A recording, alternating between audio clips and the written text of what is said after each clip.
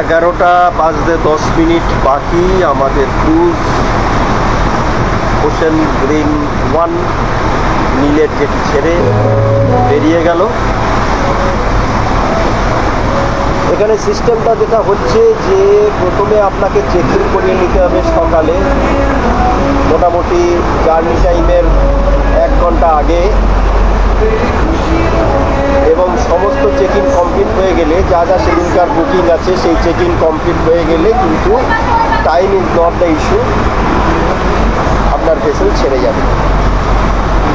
সুতরাং এগুলো আমাদের হেডেক নিতে হয়নি, তার কারণ হচ্ছে যে আমাদের টোটালটাই এজেন্সির আন্ডারে, যে এজেন্টের আন্ডারে সাথে আমরা এই আন্দামানের ট্যুরটা করছি সেই এজেন্টের ডিটেল ডেসক্রিপশন বক্সে থাকবে। খুব ভালো এখানকার লোকাল রেসিডেন্ট উনি, এবং সমস্ত জায়গায় যেহেতু আমাদের সাথে একটা চ্যালেঞ্জ নিয়ে আমরা এসেছি, মাকে এই 80 বছর বয়সে হাঁটা চলার একটি সমস্যা আছে, আপনারা দেখতেই পাচ্ছেন, তাকে নিয়ে এই সমস্ত ক্রুজে ওঠানো, তাকে ম্যানেজ করা এবং তার দেখভাল করা রেগুলারই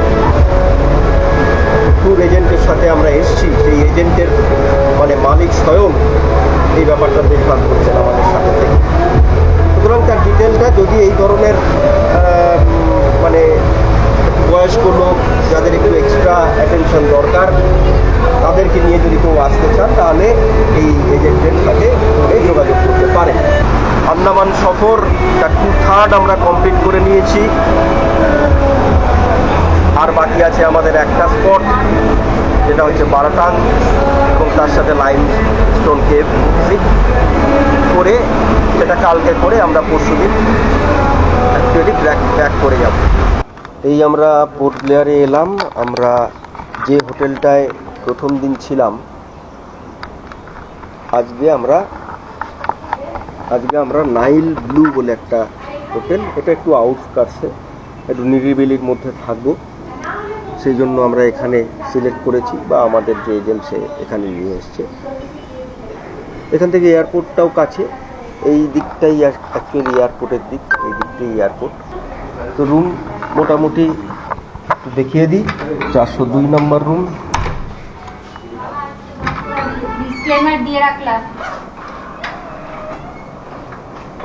এই হচ্ছে বেড, টিভি আছে, এসি, ফ্যান সব রকমই আছে। এখানে একটা টেবিল চেয়ার, এখানে একটা ড্রেসিং ইউনিট, একটা টেবিল, এবং বাথরুমে গিজারও আছে, সমস্ত কিছু ফেসিলিটি আছে। তো চলুন, মোটামুটি আজকে রেস্ট, কালকে সকালবেলা আমরা বারাটাংয়ের উদ্দেশ্যে বেরোবো। শুভ সকাল সকলকে, গুড মর্নিং। আজকে 16ই অক্টোবর 2025, পোর্ট ব্লেয়ার থেকে আজকে আমাদের গন্তব্য বারাটাং। ঘড়িতে সময় এখন 6:30, আমরা এই বেরোবো। আপনারা হয়তো ভাবছেন যে বারাটাং যাচ্ছি এবং গুগল ইনফরমেশন অনুযায়ী যে ও তো ভোর 3-4টের সময় বেরোতে হয়। অ্যাকচুয়ালি বারাটাংয়ে 2-3টে স্লটে কনভয় করে জারোয়া জঙ্গল ক্রস করায়। তার মধ্যে ফার্স্ট স্লটটা সম্ভবত 6টার সময়, যার জন্য আপনাকে পোর্ট ব্লেয়ার থেকে 3-3:30 মধ্যে বেরোতে হবে। নেক্সট স্লট আমরা যেটা ধরছি সেটা হচ্ছে সকাল 9টা।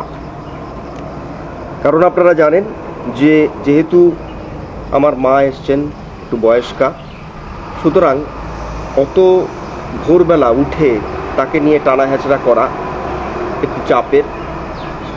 সুতরাং যারা একটু বয়স্ক লোক নিয়ে আসছেন বা বয়স্ক লোক মা বা বাবার সাথে আছেন, তারা কিন্তু এই সেকেন্ড স্লটটা ধরতে পারেন। বারাটাংয়ে লাইম কেভ বা মাড ভলক্যানো, সেই দুটোতে যাওয়া বয়স্ক লোকের পক্ষে কারণ খুবই কষ্টকর, কারণ প্রায় 1.5 কিলোমিটার হাঁটা আছে এবং অনেকটা লং জার্নি আছে, প্রায় 100 কিলোমিটারের মতো জার্নি আছে। আমার এজেন্টকে এটুকুই বলা আছে যে মা যখন এসছেন মাকে সাথে করে নিয়ে এসেছি। যতটা সম্ভব যাওয়া যায়, যেখানে যেতে পারবে না সেখানে কিছু একটা ব্যবস্থা করা যাবে কিনা, তো উনি আমাদের ইনশিওর করেছেন। এই হোটেল থেকে বেরিয়ে আমরা আন্দামান ট্র্যাঙ্ক রোডে উঠে পড়েছি। এখান থেকে সোজা 50 কিলোমিটার মতো যেতে হবে। 50 কিলোমিটারের পর হচ্ছে জিরকাটা, সেখানে ফার্স্ট চেক পয়েন্ট, এবং সেইখানে একটা ফর্ম টম ইত্যাদি ফিল আপ করতে হবে।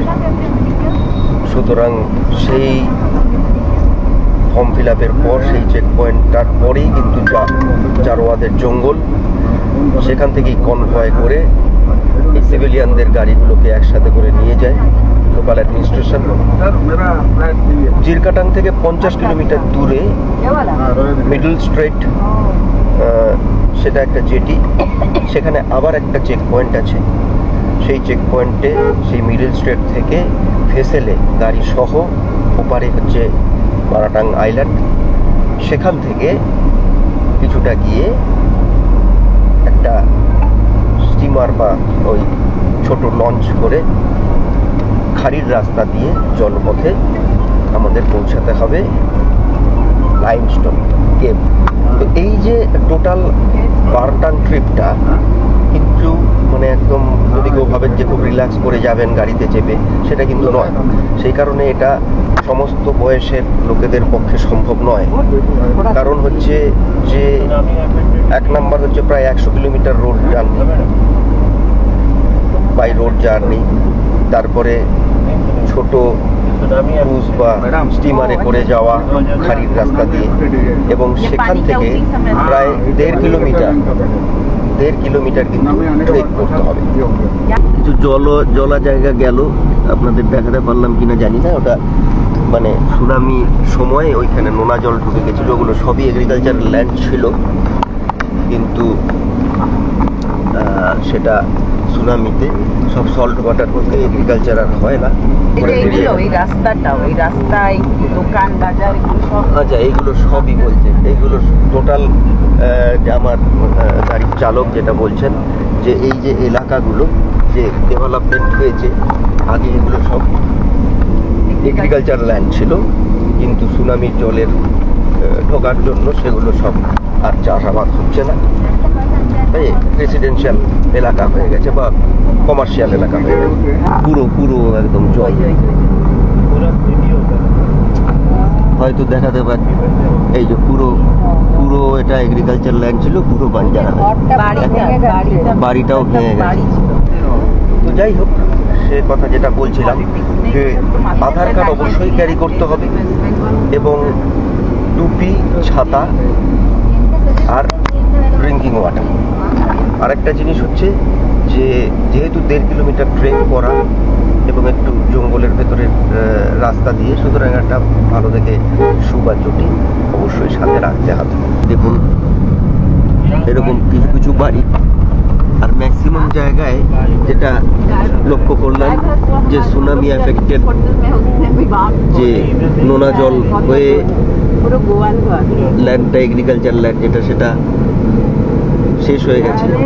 আর প্রচুর নারকেলের গাছ, মানে নারকেলের গাছের কোনো শেষ নেই। মাঝখানে আসার পথে একটা বাইফার্কেশন চলে গেল বাঁ দিকে, আমরা ডান দিকে সোজা চলে আসলাম টুয়ার্ডস জিরকাটাং। তিরুর বলে ওই জায়গাটা মূলত জনপদ, মূলত ওখানে চাষাবাদ হয় এবং প্যাডক গাছের চাষ হয়।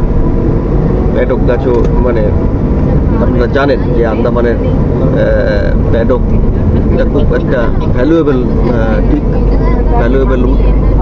আমাদের চালক যেটা বললেন যে ওই তিরুরে অনেক সময় জারোয়া চলেও যায়, এবং সবচেয়ে বড় কথা হচ্ছে যে জারোয়াদের দেখবার জন্য কনভয় করে আমাদের নিয়ে যাচ্ছে, আমরা গাড়িতে থাকছি, তাদেরকে দেখছি। খানিকটা জঙ্গল সাফারির মতো, জারোয়া সাফারি।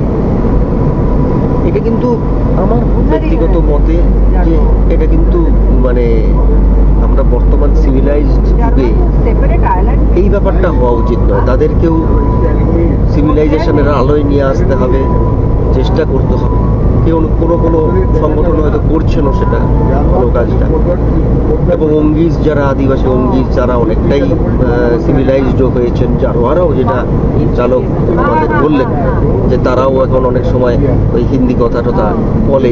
তো আমার মনে হয় যে তাদের সিভিলাইজড হওয়া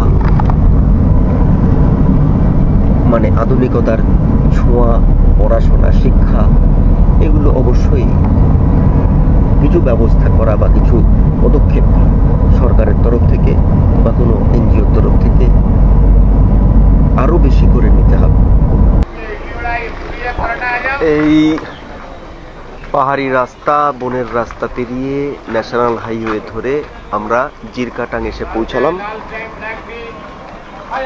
1 ঘন্টা 10 মিনিট লাগলো। এবং এখান থেকেই দেখছেন লেখা আছে মিডল স্ট্রিট সোজা চলে যাবে এই রাস্তা দিয়ে। এই যে চেকপোস্ট, এই চেকপোস্টটার ভেতর দিয়ে কনভয় করে আমাদের নিয়ে যাবে হচ্ছে জারোয়া ফরেস্টের ভেতর দিয়ে সোজা বাগটাংয়ের দিকে। এই যে ন্যাশনাল হাইওয়েটা, সেই ন্যাশনাল হাইওয়ে যেটা দেখছেন, এই ন্যাশনাল হাইওয়েটা সোজা চলে যাচ্ছে উত্তর আন্দামানের দিকে, নর্থ আন্দামানের দিকে, যেটা ডিগলিপুর। কিন্তু ডিগলিপুর ভেবেছিলাম যে কভার করব, কিন্তু ডিগলিপুরের এখন এনএইচ তৈরি হচ্ছে বলে ডিগলিপুরের রাস্তা ভীষণ খারাপ। সেই জন্য ডিগলিপুরটাকে আমরা ছেড়ে দিলাম। যদিও ডিগলিপুর কভার করতে গেলে আর একটু ট্যুরের টাইমিংটা বাড়াতে হবে। এখানে সমস্ত ফর্ম ফিল আপ করে তারপরে আমরা আমাদের কনভয় নিয়ে বেরোবে। নেক্সট কনভয় যেটা বেরোবে সেটা হচ্ছে 9টা নাগাদ। তার মধ্যে আমরা যেটা করব, যেহেতু আমরা ব্রেকফাস্ট করে আসিনি, আমরা ব্রেকফাস্ট করে নেব। চলুন ব্রেকফাস্ট করে আবার আমরা যাত্রা শুরু করব। এবং সবচেয়ে বড় কথা হচ্ছে, যদি প্রাকৃতিক কাজ কিছু করতে হয় তাহলেও কিন্তু এইখানে কমপ্লিট করে যেতে হবে। কারণ ফরেস্টের যেটুকু জার্নি, জারোয়া ফরেস্টের ভেতরে যেটুকু জার্নি, সেটা কিন্তু কোনো গাড়ি কিন্তু জঙ্গলের মধ্যে মাঝখানে দাঁড়াবে না। এই হচ্ছে লোকাল যে রেস্টুরেন্ট, যেখানে সবাই যারা কনভয়ের জন্য ওয়েট করছে ব্রেকফাস্ট করছেন। এইখানে আমরা খাচ্ছি ইডলি, ডোসা খাচ্ছে, কেউ পুরি ডোসা খাচ্ছে, বাদ বাকি সবাই ইডলি, আর মিঠি খাবে ওরা।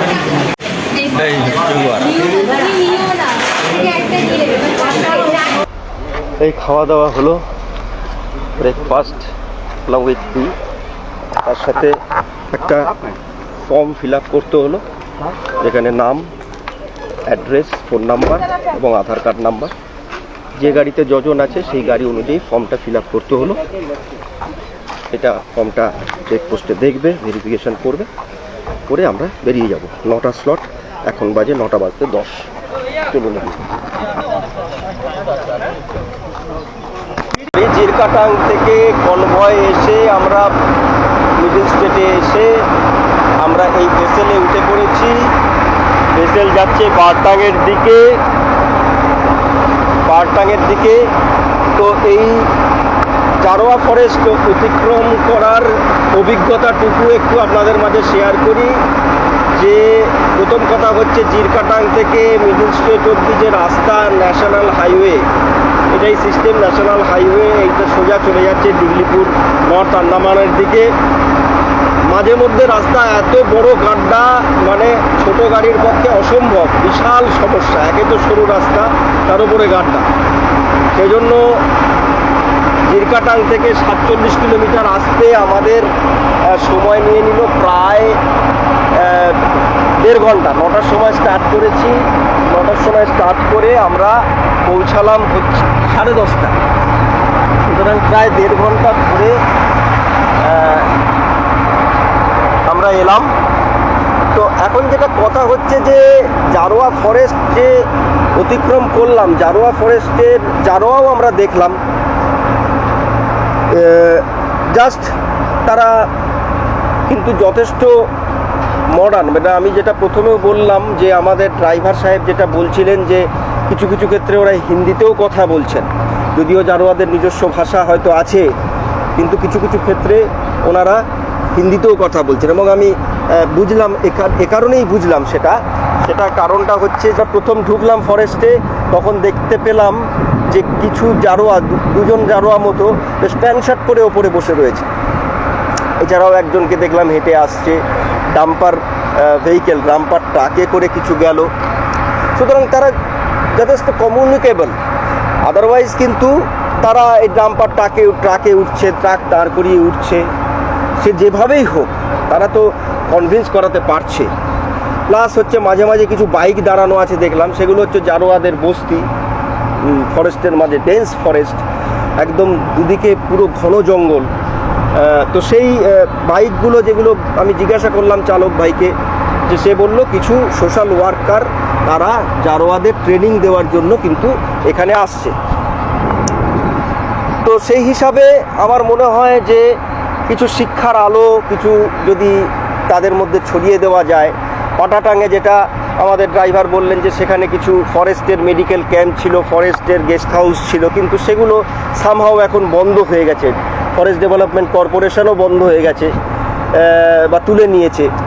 তো এইখানে যদি আবার সরকারের তরফ থেকে যদি কোনো উদ্যোগ নেওয়া যায় যে এটাকে কিছু ডেভেলপ করা, তাহলে মনে হয় এটা একটা আদিবাসী তাদের নিজস্বতাটাকে বজায় রেখে অন্তত শিক্ষার কিছু আলো দিলে কিন্তু, কারণ যারা বসেছিলেন তারা কিন্তু কোনো অ্যাগ্রেসিভ নয়।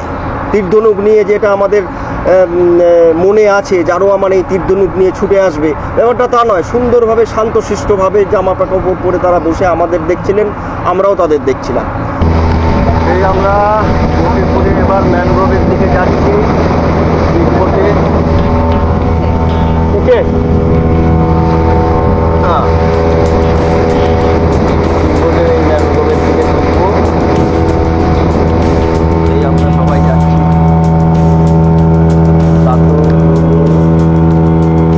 দাদা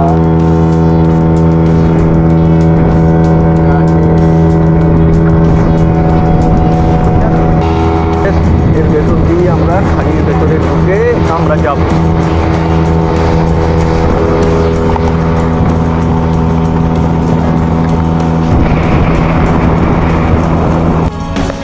এই ম্যানগ্রোভের ভেতরে আমরা ঢুকছি।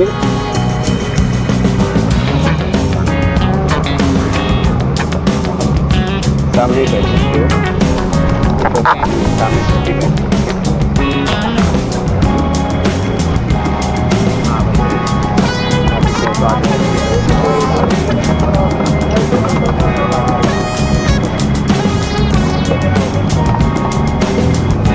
দারুণ, একদম ম্যানগ্রোভের ভেতর দিয়ে, খালির ভেতর দিয়ে আমরা চলেছি। এটা बहुत ही चालू है ना, तो खाड़ी पे कहाँ तक जाएगा ये? 2 मिनट, 2-3 मिनट। ওই যে ব্রিজটা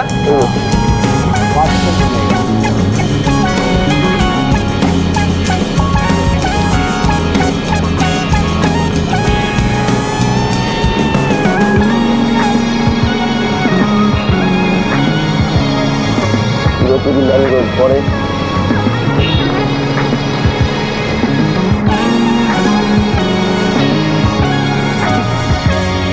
লাভলি, এটা একটা আলাদা এক্সপিরিয়েন্স আমরা গ্যাদার করছি।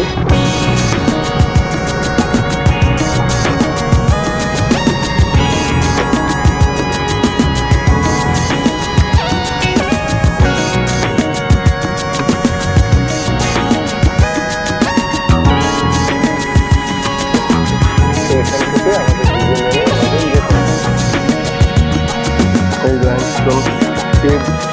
1.2 কিলোমিটার।